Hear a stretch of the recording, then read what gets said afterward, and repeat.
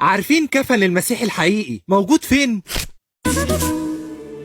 كفن تورينو هو واحد من أقدس القطع الموجودة، واللي كل جزء فيه بيكشف عن سر غريب. فكفن تورينو هو حتة الكتان اللي كفن بيها يوسف الرامي السيد المسيح. وفي حلقة النهاردة هندخل لحتة غامضة جدا، واللي منها عرفنا حاجات كتير عن إلهنا. ففي القرون الأولى فضل كفن المسيح يتنقل ما بين ملكيات أمراء وحكام كتير، زي الأمير شارل والدوق لويس دي سافوا، واللي كانوا محتفظين بيه وبيحموه لحد ما سلموه للكنيسة ووصل لينا النهاردة. وفي سنة 1988 بدأ العلماء يختبروا الكفن علشان يعرفوا حقيقته، وساعتها خضع الكفن لتجارب كتير جدا باستخدام الأشعة السينية والكربون المشع، وكمان تحاليل كتير علشان يعرفوا كمية السليلوز الموجودة في القماش ويقدروا يستنتجوا منها عمر القماش ده، واللي أكد إن القماش ده عمره أكتر من 2000 سنة. وساعتها كانت النتائج غريبة جدا، وكأن الكفن بيحكي لنا عن كل حاجة حصلت، وبيأكد كلام المخطوطات الموجودة في القرون الأولى، وبيوثق كلام الأناجيل الأربعة بالحرف. وبدأ ساعتها الكفن يكشف على أسرار كتير زي أسلوب الدفن ومعلومات وداتا كتير قدروا يوصلوا لها العلماء عن طريق الكفن. فكفن تورينو عالم تاني من الأسرار، والكفن موجود النهاردة في كاتدرائية سان جوفاني في تورينو إيطاليا.